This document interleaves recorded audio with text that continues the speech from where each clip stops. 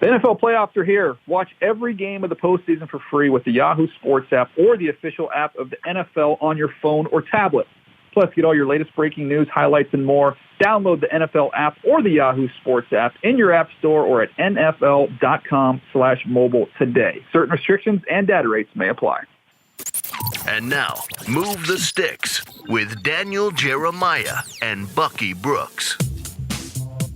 What's up, everybody? Welcome to Move the Sticks. DJ and Bucky with you. I am in Florida for the East-West Shrine game. Bucky is got the call for the NFLPA game in Los Angeles. So, taking a look at some of those prospects, which we can dig into probably a little bit later time, Buck. But, man, we've got to discuss what we saw in the national championship game last night. A lot of talent on display in that national championship game. Both teams are loaded with NFL caliber players, from the quarterback positions to some of the guys that we saw at the skill positions, particularly at wide receiver, to even some of the defensive guys that stepped up and made some splash plays. There's a lot of talent on display. It's one of those things that would be must-see TV for scouts and evaluators.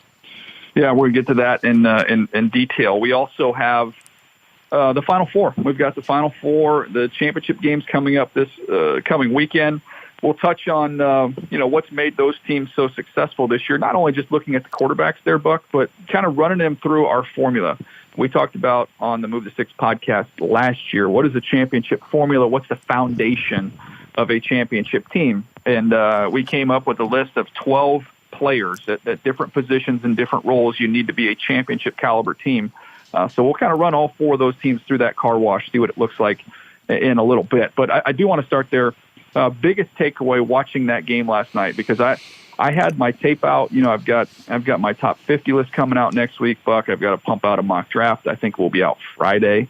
So I'm trying to do some work and watch games in the background.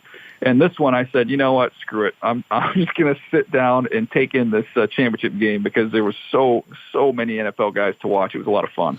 Yeah, it was a ton of fun to watch that game. That game kind of played out in the way that we thought it would be. We thought it would be a shootout. We thought guys would have an opportunity to kind of make some plays.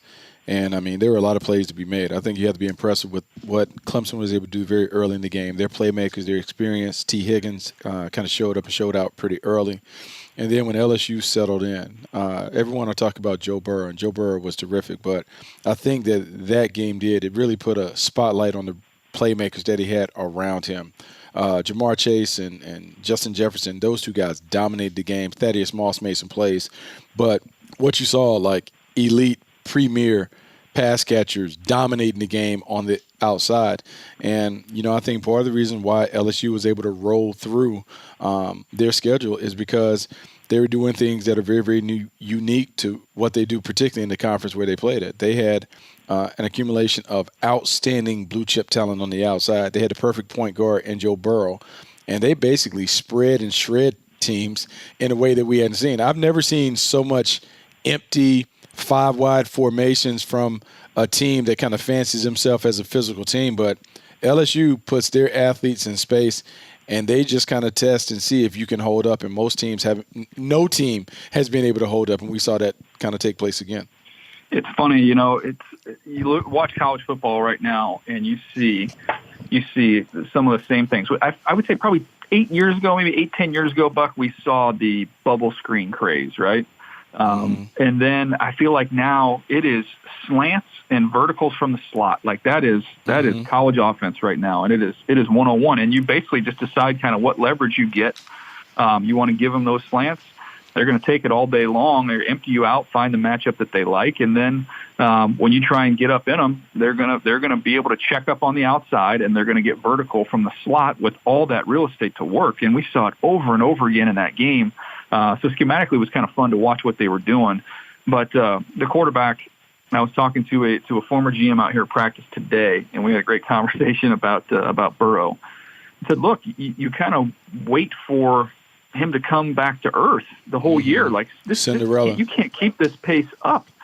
And he never did. He absolutely never did. And I like to talk to the old scouts. We've got those guys, the old heads we used to go on the road with, and sometimes they can be a little quirky, right? A lot of times bad breath, another story entirely. Mm-hmm. But I do like to talk to them about some of the older players that we weren't old enough to have scouted. And when you're watching the way that Burrow plays, he doesn't wow you with his arm strength, but just the instincts, the feel, the touch, the accuracy, the poise. I said, did you scout Montana, and what were the similarities there? Do you see that in him? And Buck, both guys said it's eerie. It's eerie how similar he is to Joe. He said, everybody's compared him to Brady in terms of, I think he both work with Tom House. Mechanically, there's a lot of stuff similar there. Mm-hmm. But the way he moves around, he says, it's a lot more like Joe Montana. And I realize this is, we're talking about, arguably the greatest quarterback of all time. Both those guys, that's the debate, right? Montana and Brady. Mm-hmm. But I don't know how to argue with him with what you've seen, the way he's played. The funny thing, though, when you talk about both guys, though, both guys were drafted out of the first round. So when we talk about that, I don't know. It's just interesting. Joe Montana was a third-round pick. Tom Brady, obviously, a sixth-round pick. Both of those guys obviously outplayed it. Both of those guys Tom Brady will be a gold jacket guy. Joe Montana already is. And so to try and figure out, because you do kind of wait, because it is a bit of a Cinderella story, right? We can acknowledge that he got hot at the end of last season, played better, but the difference, the significant increases in touchdowns, completion percentage, all of those things. I don't know if we've ever seen anyone have this dramatic of a jump. And I think maybe it's the old scout in me that it just makes me nervous on a few different things. Like, what led him to pop?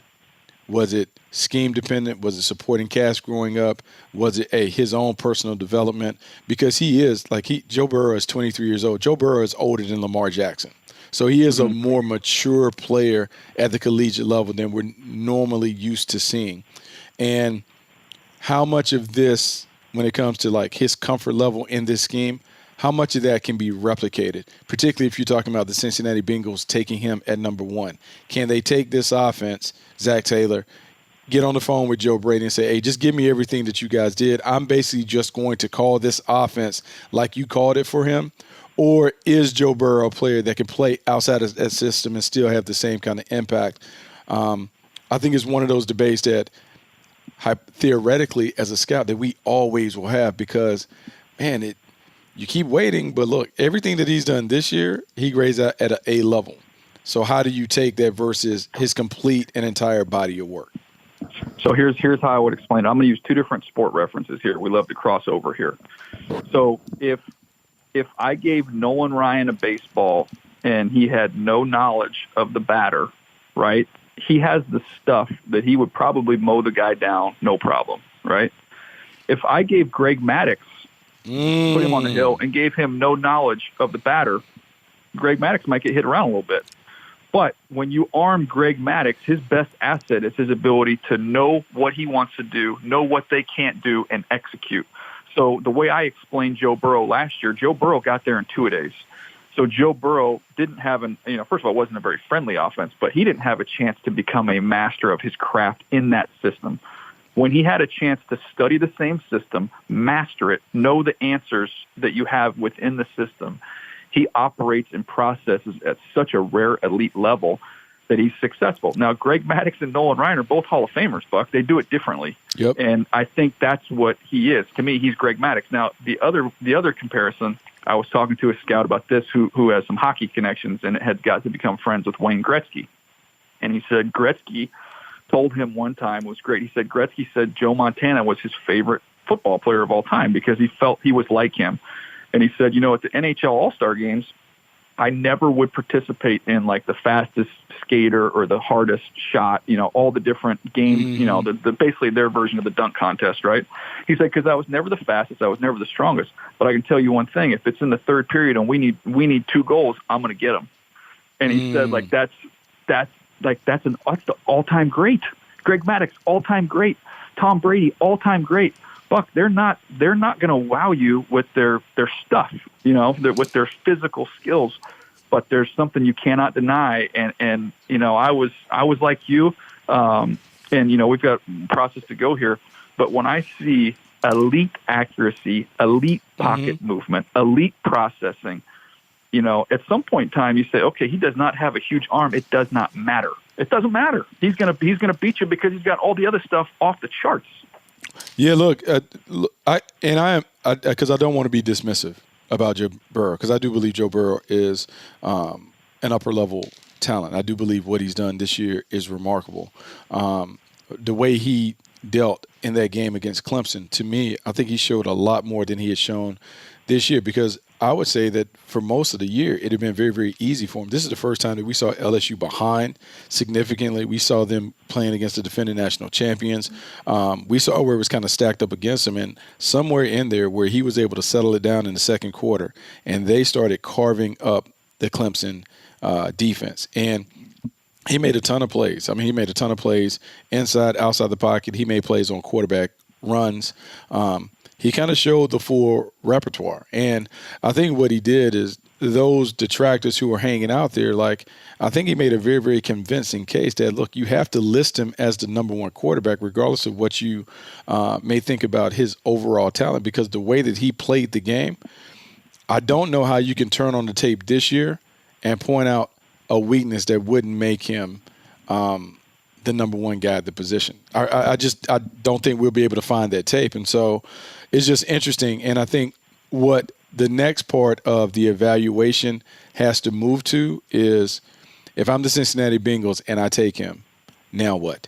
How do we build it where he can be successful? Because everyone is going to want to see the Joe Burrow that we saw at LSU. How can Cincinnati make their team and their offense as close to what LSU was doing? How can they replicate the Tigers' success? All right, so let me do it this way, because we saw this is the McVay offense, right? We saw Jared Goff take that offense to a Super Bowl. Mm-hmm. So let's just play that game real quick. Jared Goff has a stronger arm. I think we both agree on that. Mm-hmm. Tell me another area of Jared Goff's game where he's better than Joe Burrow if we just take out arm strength. Shoot, I don't know. I think you're talking about in essence the same guy. And with Jared Goff, I compared Jared Goff to Matt Ryan and those things. And I think but do you think because I don't think Jared Goff processes nearly as fast as Joe Burrow does. No, I think Joe Burrow gets the ball out of his hands quick. I think some of the best stuff that he does is the anticipation and the reaction. To be able to see, hey, the blitz is coming, I got to get it out. I know I'm going to get drilled, but I'm going to get it out and I'm going to get it to the playmaker. The touchdown that he threw to Thaddeus Moss, maybe the first touchdown, where they ran the swing and he did a snag. They had a free hitter come and hit him, and the ball is out. And the ball is out so fast that, like, Thaddeus Moss is in the end zone looking around like, who is around me? It was really an unbelievable play, and I think it's one of those plays that may go unnoticed. But when I saw that, I was like, man, how quick do you have to be able to go through your process to get to here's where the ball is going, and, hey, it's out right now. And to also display the courage and the toughness to not blink when you're looking down the barrel of a loaded gun. Mm-hmm. I mean, he's really, really impressive, you know. I mean, there's a lot to like about him. And he also has what you and I have talked about, that not over my dead body type mentality. He has just enough confidence and swag that you're like, oh, okay, and it's not too much. See, because I think there's a difference between Joe Burrow and Baker Mayfield. Like, I felt like Baker Mayfield's was a little too much, maybe a little overdone, whereas I feel like Joe Burrow's thing is a little, I don't know, look, we're picking at personalities, but I believe he does have the swag and the edge that you need. And I think you have to judge quarterbacks by the way their teammates respond to him. Every time that I've seen the TV cameras pan to Joe Burrow on the sideline after wins, I see guys who appear to genuinely like and celebrate his success.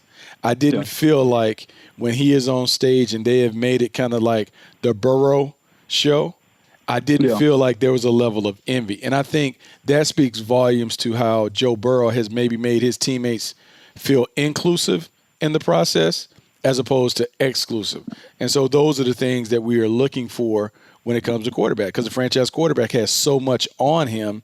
He's responsible for so much. He has to be a guy's guy, and I think Joe Burrow has that.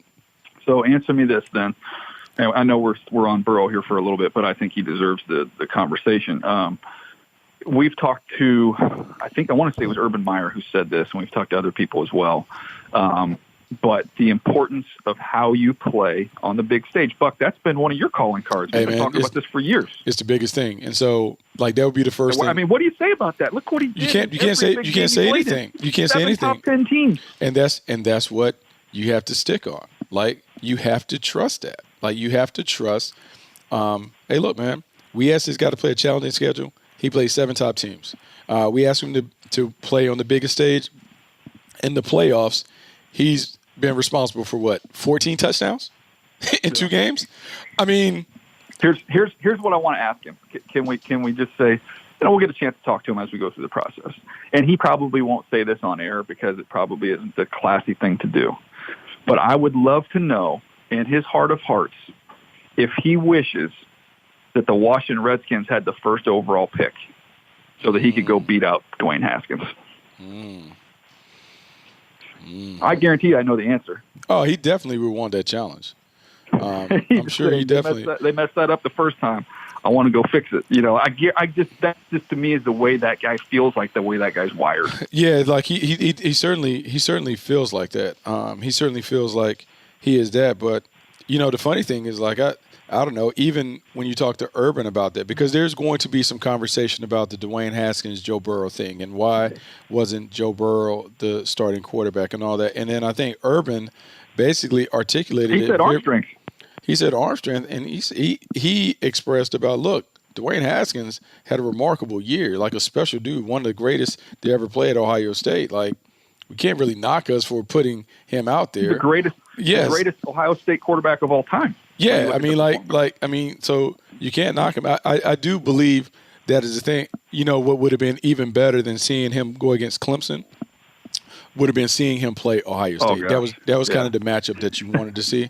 Not only because of his angle, but I would have loved to have seen how Ohio State would have, what they would have defended. Like, what do they know? What are the answers to the test that they have on him, and what dragons could he slay, knowing that they may know intel on him? I think your point, and I'm sure I will use it, the Greg Maddux thing is really interesting to me, being a baseball fan and, look, being around the Braves for so long. Obviously, growing up in North Carolina, the Braves were like the deal. I was speaking your language. Yeah, like the Greg Maddux thing is interesting because physically he wasn't intimidating, but from a skill standpoint, his skills allowed him to dominate. And what you're contending is, hey, man, skill and will over those physical traits. His skills are phenomenal when it comes to playing the position. His will, his desire, the ticker, the heart, he has all of that stuff. And we've been around enough to know that those guys have it. Because when we rattle off the guys that have been just in the last decade in our most recent generation, the guys that everyone reveres at the quarterback position, Tom Brady, Drew Brees, Aaron Rodgers, all of them have an edginess to them. And of those three, of those three, if we go back to our college evals, none of them did we rate as special arm talents. No. None of them. Like, now we have a perception that Aaron Rodgers is this special, magical thrower. But you and I saw him in college. We didn't view him in that same light. We viewed him as a first-round talent. I did. I think you did too. But we didn't see him as, like, the transcendent player that he has become. No, not at all. Well, Buck, let me ask you this. Leading rusher in NFL history is Emmitt Smith.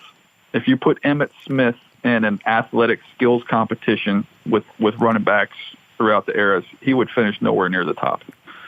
Jerry Rice, the greatest receiver of all time. Jerry Rice is not going to blow you away with, in shorts with this height, weight, speed. That's not him. Great. We're talking about the greatest of all time. Mm-hmm. So, I mean, this is not like, I just feel like I'm coaching. I'm trying to coach myself, right? Which is get over your hang up that this guy is not the 6'5", 240-pound host, because that's what we've been trained, right? It's hard. But at some point in time, you have to say this is a results business, and this dude is a results guy. So it's not like with Russell Wilson, it was hard because there's no 5'10" quarterbacks at the time. Yeah, they weren't. Yeah, there weren't anything. We're rattling off players in football, baseball, I mean, shoot, you go Larry Bird, John Stockton. I'm sure there's a million other Steph guys, Curry. You know, Steph Curry. Yeah, Steph Curry. There Steph you go. Curry wasn't Steph the fastest, not the biggest. He made himself into that because of the thing. Thank you. There is something to be said for skill development and the continuing, ongoing skill development. And you and I have talked away from the podcast about you want to trust the kid, and you want to trust the buy-in to the kid. And this is going to be a weird connection because physically they aren't the same. But I go back to the Pat Mahomes thing. When you and I sat in here and Pat Mahomes came in, and Pat Mahomes' impression that he left on us changed the way that we kind of viewed him as a player. Because looking at him on tape, we're like, man, he has all the skill set, but I don't know. But we came away from that like, oh, not only is he smart and understands concepts beyond what we thought, but his drive was very, very apparent when we sat in these seats. His desire, how much he wanted it, and those things. And you and I have talked about if I'm going to trust somebody, I got to trust someone that loves it. And I get the sense that Joe Burrow loves it. Now, I want to continue to ask that and see that or whatever. You hope that those things don't change with stardom and the like, but he appears to be a guy that loves it. I'll take my chances on those guys. The hardest thing for me to do in the process will be the Tua Joe Burrow thing because, and we can't do this, but you just wonder if both guys were healthy and if both guys finished the year, like what does that evaluation look like? You know, when you I think when you watch the tape and stuff like that. I think Tua is more talented as a thrower. I think there's more twitch to Tua. Like Tua has got incredibly quick feet, quick release, quick mind, all that stuff. And I wrote down when I just did some more work on him a couple days ago, and I wrote down he's a card dealer. He's like a blackjack dealer. Just you watch those guys just throw the cards across the table. That's Tua. And you know what? I have to be careful because it's hard. We're not doctors, right? And when you're trying to sequence these guys and there's medical stuff, gosh, I hate it. I hated it with Jalen Smith. I hated it with Miles Jack. You don't know. I don't know. It's hard. Sometimes you factor it in, other times you don't. I just know that, man, the hip is scary, man. It is. And also so in the world that we live in now, right? Everyone wants to hold you to what you say and how you present the rankings and the grades. Yeah. And it's quite possible that both of these guys could be stars. Like there's not a thing that says that, hey, both of these guys can't be stars at the next level. It could be very much a situation where they're like Pat Mahomes and Deshaun Watson. Two guys that are really good players that play really well in their respective teams, and hey, away they go. And so I just think it's an interesting evaluation. It's one of those that they will forever be tied together, and we'll just kind of see how it goes. I do want to talk because we spent a lot of time on Joe Burrow, and so we're going to assume that Joe Burrow is going to be the number one pick in 2020. There's been a lot of assumptions about Trevor Lawrence being the number one pick in 2021 if he elects to come out at the end of his junior season. Quickly touch on, what did you think about his performance against LSU? It's the first time that I've seen him really get rattled, I thought, and I thought he was frustrated. Mechanically, he broke down a little bit. I saw him overstriding, which the ball was kind of getting away from him a little bit. He threw a couple worm burners, which you don't ever see from him. But I'll stand by this. I was actually texting with David Carr during the game. We were texting back and forth, and he was asking me about Lawrence, and I said, and I'll stand by it, and we'll see what happens over next year, Buck. Maybe this is one of those things you walk back. But I said, he's the most talented quarterback that I've seen. And I said, before Andrew Luck has been that guy for me since I started scouting. I've never had a higher grade on anybody than Andrew Luck with what he could do, how unique he was. I said, this kid's more explosive than Andrew Luck. He throws the ball, I would say, maybe a little bit more arm strength than Andrew Luck. They're both elite, don't get me wrong. But then you add the intelligence, the character, all those boxes that Andrew Luck checked, you're going to get the same thing with him. But that was probably the worst game that he's had. I mean, it is what it is. Because first loss in college. No, and what's great, and I think this weekend is really great for scouts and aspiring scouts. And I'll say this: a lot of times we as evaluators want to make snap decisions in a vacuum. We have a tendency to be really impacted by the last time that we see a player. It leaves an impression on us. When we know, in theory, you should evaluate the entire body of work. So with Trevor Lawrence, I think we can confidently say, like, hey, this is a hiccup, one that he will learn from. It's hard. The position that he's playing is the hardest position in the game. It's the one that receives the most attention and also the most criticism.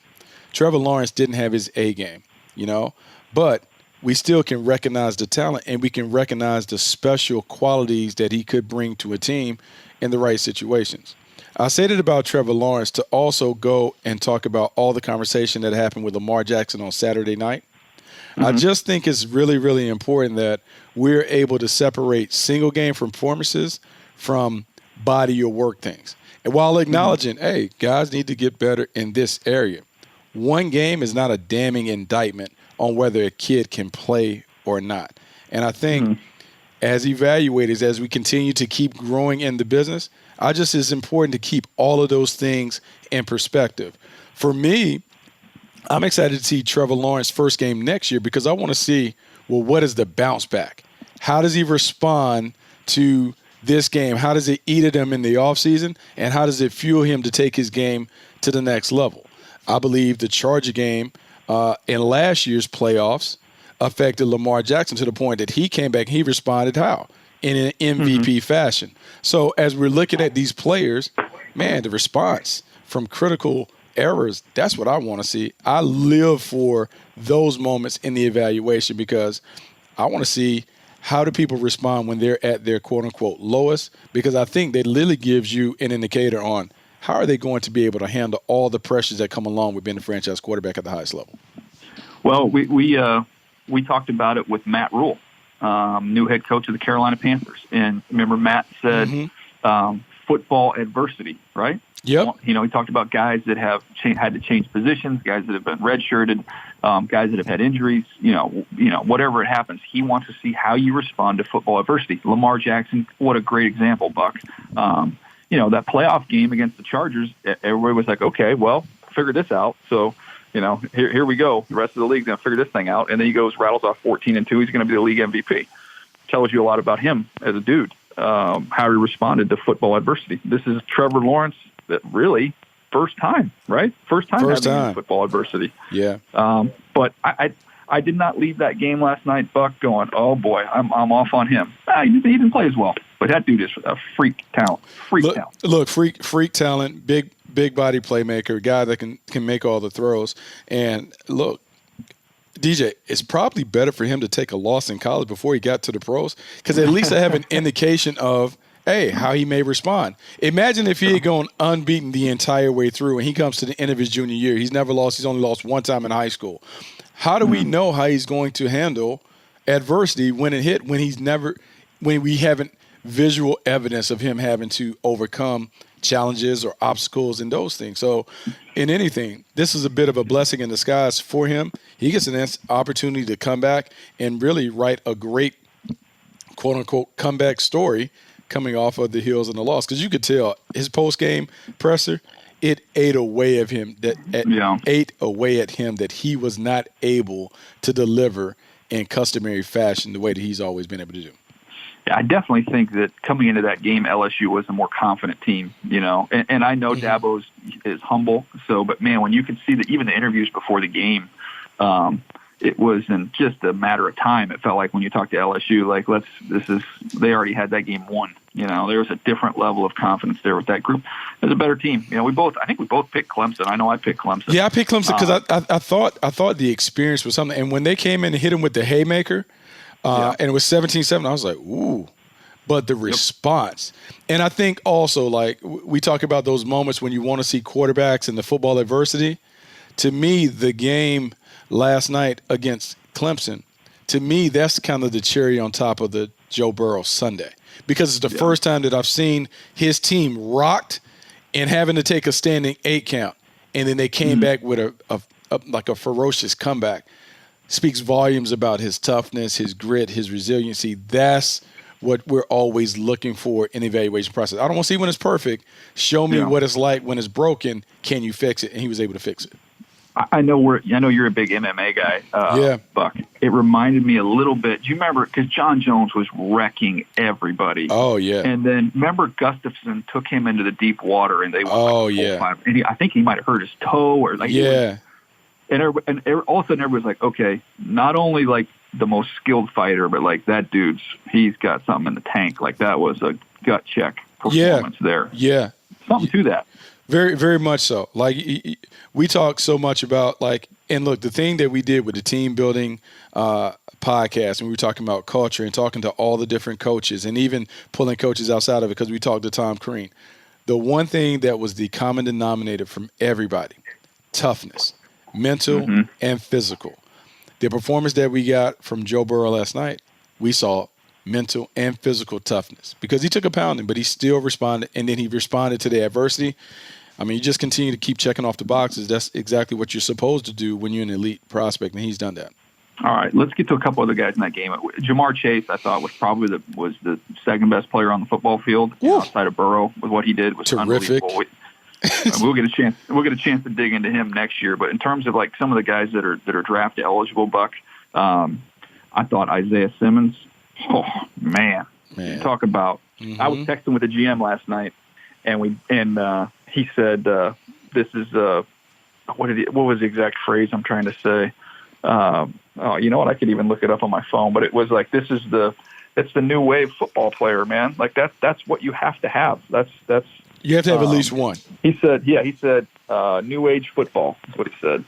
And that is I was even thinking about it from a standpoint of, we talk about the importance of, we'll get into this in a minute, but D-line, quarterback play being the two big deals here. When you look at any level of football, you have a great D-line, a great quarterback, you're going to win a lot of football games.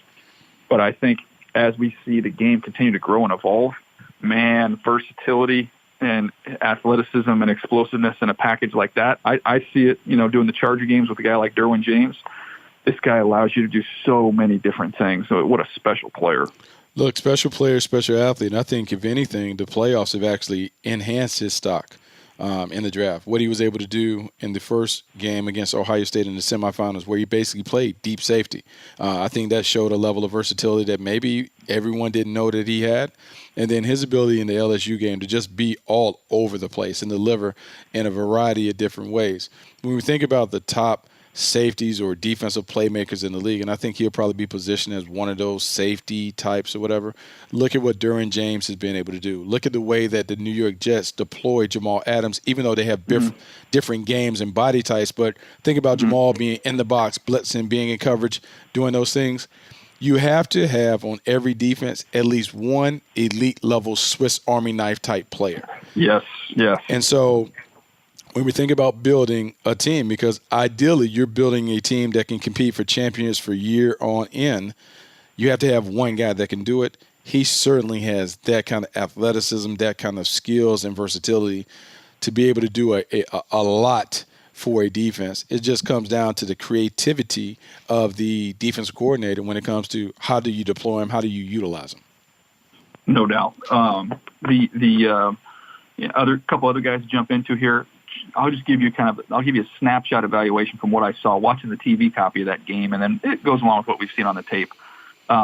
Justin Jefferson, toughness, the ability to work in traffic. We've been beating the drum, right? Route runners, polished route runners with toughness. That's what plays in the NFL right now at receiver. Justin Jefferson, boom, check those boxes. Clyde Edwards-Helaire, to me, he's like a Ray Rice clone, a little bit shorter. But just he's so hard to tackle. He's great in the passing game. I think he's a classic second-round type back. You look at the corners. I thought was a rough one though, man. Christian Fulton, I got to come down a little bit. I love the kid, but Buck, when you don't have a lot of juice and then you struggle to play the ball, that's a bad combination. And that was his issue in that game. And then I also thought on the other side, A.J. Terrell, who's another player I liked, he had a got tough torched. time. So he had a tough. That was tough. Yeah, he had a tough time, and I think with both of these games, and it's a terrific game to watch cornerback play because, like, let's just think about how Okudah played those guys and how he matched up and how he was able to be in control and make plays, and it didn't look like they overwhelmed him. In fact, it looked like he imposed his will on the Clemson receivers in their semifinal matchup. And so when you're judging it on that kind of standard and that kind of skill, yeah, some of those concerns did show up. Fulton not being able to necessarily run and make plays on the ball. And ball skills are such an underrated quality when you come to the evaluation. Like just being able to play the ball in the air, whether you intercept it, knock it down, or whatever, but just being able to play the ball in the air, there's a value to that.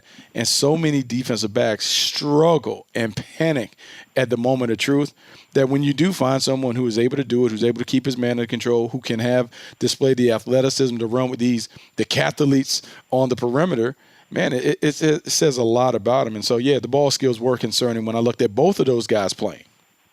No doubt. And the last one was, I don't know if you saw this, but I tweeted that Randy Moss's kid, Thaddeus Moss, gosh, he reminds me of like a little slimmer version of Jermaine Wiggins. You remember him? Oh, Bad Body. Yeah, Bad Body was with us with the Carolina Panthers. And it's one of those things, like, the reason we call Jermaine Wiggins Bad Body is because if you ever saw him, like, it's not the nicest body. It's definitely a not. Mudslide. He's not a DK Metcalf type where you're like a body beautiful. He is a bad body. And I think sometimes he would go to weigh-ins with a bag of chips in his hand. Like, I mean, he just owned who he was. However, when it came to playing, man, that guy could make plays. He could get open. He could do some things.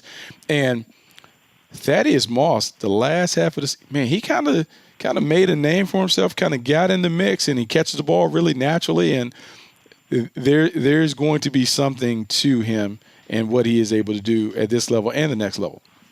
No doubt. He actually retweeted it and said, and tagged Randy Moss. I forgot, obviously, they played together in Minnesota. Yeah. So he was a fan. He took it as a compliment, so he liked the comparison. That's pretty funny.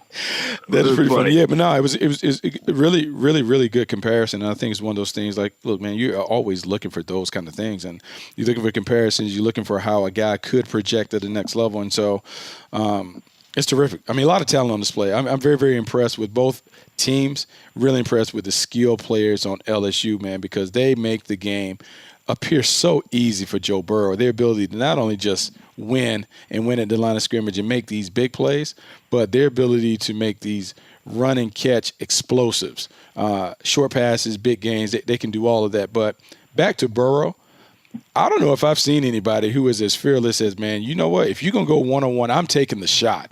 And he lets it go because the 50-yard dime that he delivered to Jamar Chase when he saw one-on-one coverage, I was like, whoa, like that's crazy. What's funny? You know what's funny? The tell that he has, Buck.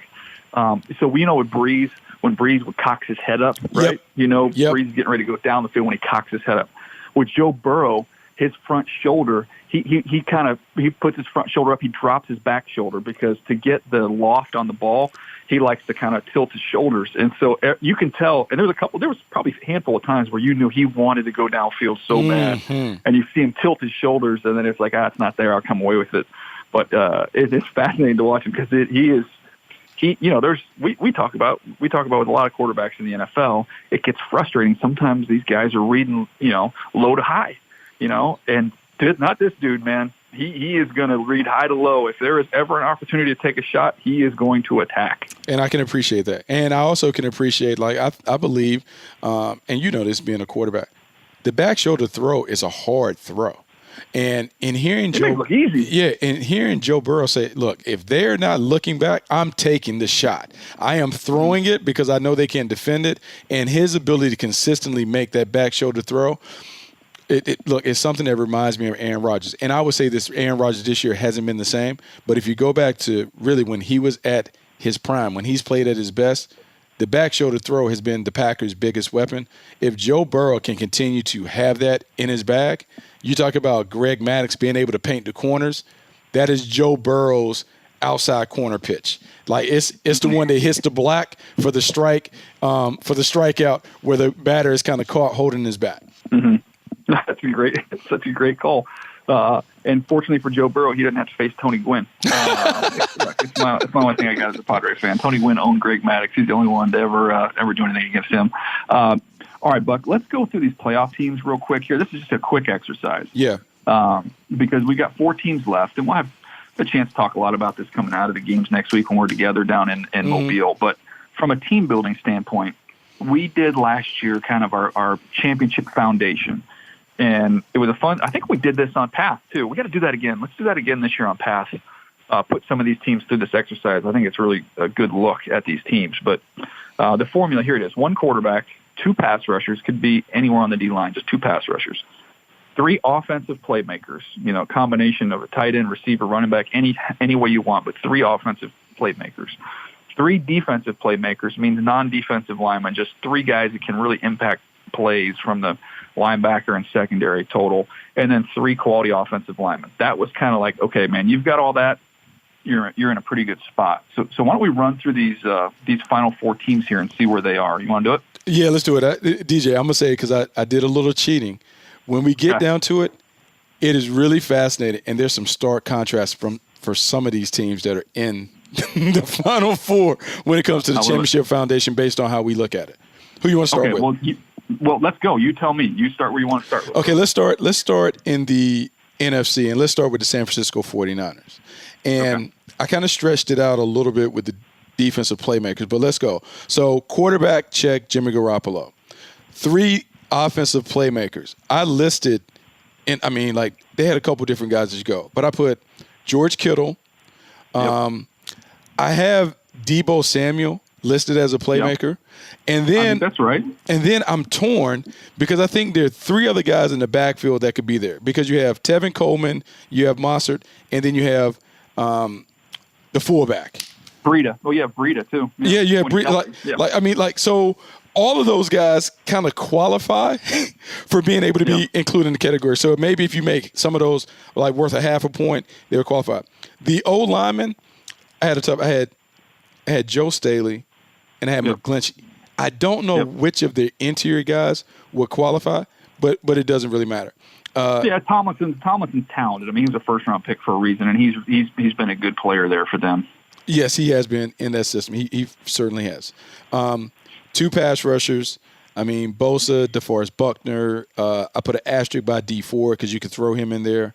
Their defensive playmakers, Richard Sherman. I mean, Buck, the Eric Armstead. Armstead had 10 sacks. Yeah, so, I mean, Armstead. They've got plenty of those. I mean, so they have 4 pass rushers or whatever, and then 3 defensive playmakers, like however you want to slice it. I have Richard Sherman, I have Fred Warner, and then I know that Quan Alexander, prior to the injury, also made plays. Yes. And so if you tally it up, and I'm looking like 1, 2, 3, 4, 5, 6, 7, 8, 9, 10, 11, 12, 13, 14, 15 guys that were included on that thing. That's not even counting Emmanuel Sanders, who, right, who's another playmaker. Really good player, yeah. Okay, so now, like, was there anybody that you felt like I left off? You said Emmanuel Sanders, nobody. Okay, so now when I go to the Green Bay Packers, like, this is, like, kind of tricky for me, right? Because I have Aaron Rodgers as the quarterback. The 3 playmakers. I have 2 solids in terms of Aaron Jones and Devontae Adams. Yeah, big-time guys, yeah. Yeah. I don't know who the 3rd guy is. Is that Jimmy Graham? No, not for me. Right. So I can't say that there's another one in there. I don't think Geronimo Allison is at that point.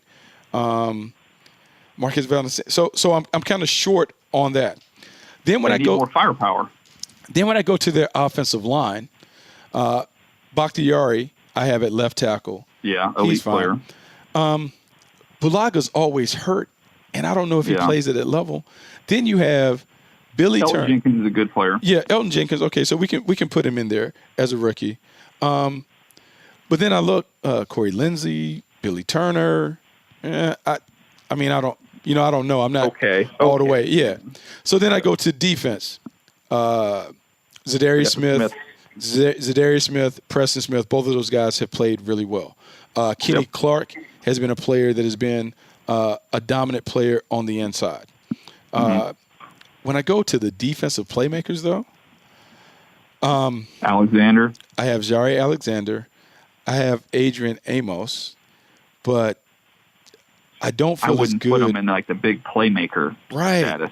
You know? So when I look at the Packers, they feel like a notch below what I sense from the San Francisco 49ers. Now, in the regular season when they matched up, the San Francisco 49ers play like they have significantly better talent and pieces than the Green Bay Packers. What's your take on the Packers? Yeah, Blake Martinez is a good player, but Blake Martinez is not Fred Warner. He is not Quan Alexander. Like, that's a different level. But that's what I'm with you. I think they're a little bit light there. I think they probably need one more, top shelf offensive lineman. I definitely think they need more firepower. They need another playmaker, to go around the running back and the receiver. I don't put Jimmy Graham in that category. No, anymore. He's not there. Like, and so you're being generous. And so when you're looking at it, like guys that we feel really good about, 1, 2, 3, 4, 5, 6, 7, 8. They have 8. Yeah. We talked about the Niners having 15. The Packers have 8. Yeah. There you go. So, all right, let's jump over to the AFC here. Okay, so jump over to the AFC, and let's talk about the Tennessee Titans. And look, man, your tweet or your conversation talking about the Tennessee Titans being built like the early 2000 Patriots, I am in full agreement. Let's go to their team and the way they're constructed. Quarterback Ryan Tannehill led the league in passer rating, so he gets in there. Yep. Offensive playmakers. I have Derrick Henry. I have A.J. Brown. And Correct. after A.J. Brown, I'm kind of torn on who I should include in that category. Corey Davis has shown some flashes. Jonnu Smith has shown some flashes, but I don't know if they've healthy would probably be my next. No, I take that back. You know what? Jonnu Smith, the tight end. Jonnu Smith would be that guy. That's their third guy. Yeah, so that is where I was torn. Like, hey, who's the third guy? Is it whatever? So we'll put Jonnu Smith. So Jonnu Smith qualifies. Offensive line play. Taylor Lewan has been good for them. Saffold. I had Saffold in there. And then Conklin, I have in there because his first-round pick. He hasn't played to that level, but he's just been okay. Inside, they have Ben Jones and Nate Davis, Yeah, Ben Jones, good. Nate Davis, you're excited about what he can become. I put them in the good category, but I wouldn't say like 3 top-shelf guys. Right, so what they have is they have 2 in those. Pass rushers, it's funny, your interior lineman or whatever, Terrell Casey, and I put Jeffrey Simmons in there right away because they have been a dominant defense since he has come back. Like, since he joined the party, they've been really, really good. Harold Landry, good rusher. Yeah, Harold Landry has been really good, so we put him in there. So that gives them 3 guys that we can kind of throw in there to make it happen. Defensive playmakers, I have Byard, and then I put Rashaan Evans. Really good, yeah. Outside of that, they have some good players. Logan Ryan has been good. Kenny Vaccaro has been good. Solid. Adoree Jackson. Up and down. So they have good, not necessarily like special. Right. And so we tally them off. I mean, they're still qualified. 1, 2, 3, 4, 5, 6, 7, 8, 9, 10, 11. So they're in there, and with the possibles, that pushes them to the 12 mark. The Kansas City Chiefs, and the Kansas City Chiefs are funny because they're a little more one-sided when it comes to where they're heavy. Quarterback, check. Tyreek Hill, Travis Kelce.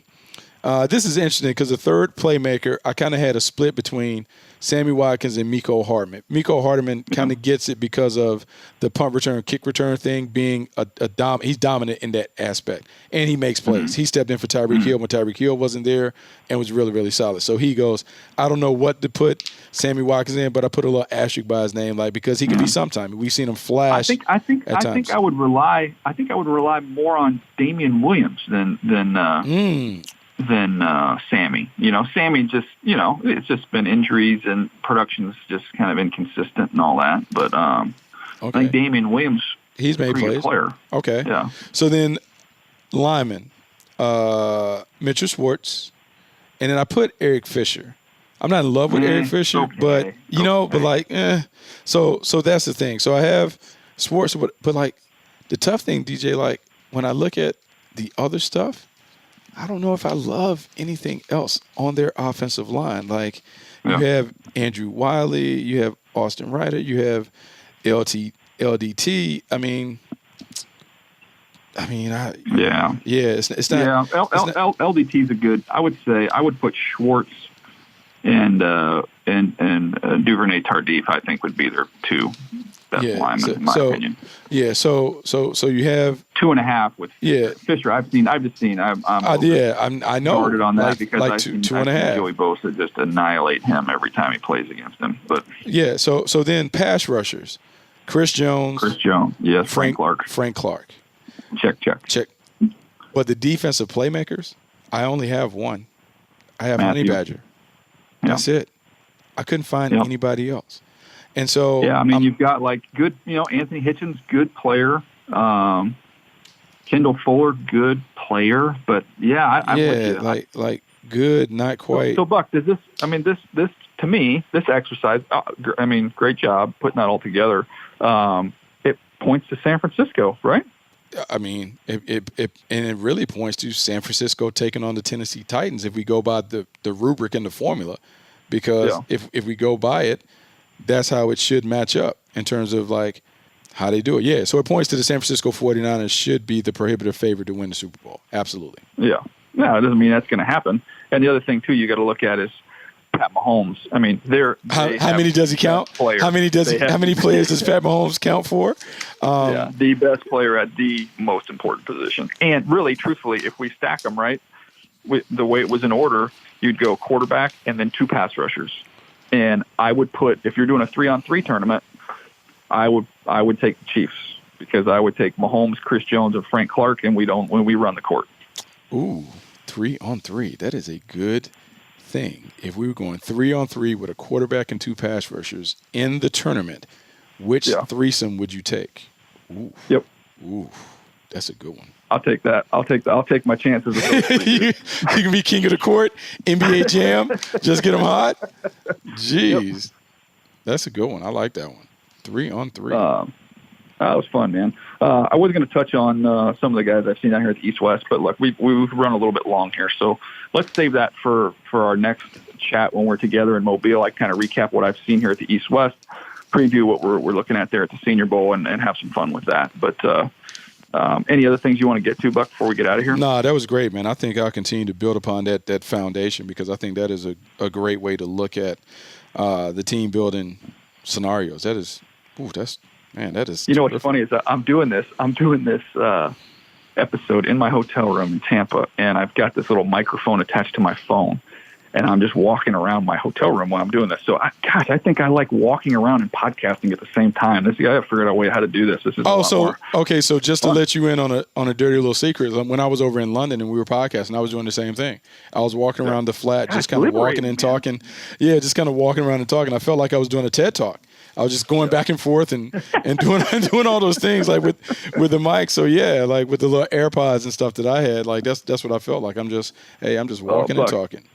True story. So I was, this is a couple years back, but I got offered a job in the league and was in the process trying to just sort out what was the right decision for me and my family. And so I had been, on the phone with this team all day long, on the phone with, I have a football agent that kind of handles the football thing. Then you've got your broadcasting agent that handles the broadcasting. So I've got these 3 different conversations kind of going on the whole day. And I think I was at the Senior Bowl. So it was a day off at the Senior Bowl in Mobile. And so I looked at my phone at the end of the day. I had walked close to 6 miles, Buck. I did not leave my hotel room. Oh, man, you were really pacing it out. Just pacing that thing out, man. I was like, this just shows you don't need to go to the gym to get a workout, man. Just walk around your hotel room. I know. That's so funny. That's hilarious, DJ. That really is funny. That's fun. I like little walk and talk here. No, I think this is good, man. And I think as we continue to kind of stretch this stuff out and continue to think about team building the ultimate team, which is what every general manager and executive wants to do, I think there are different ways to look at it. But it is clear and apparent that you have to have high-end talent to be able to win in the league. And we're seeing from these 4 teams, it happens. We're seeing in the college game that you have to have premier dudes to win games. And all of these teams had premier dudes.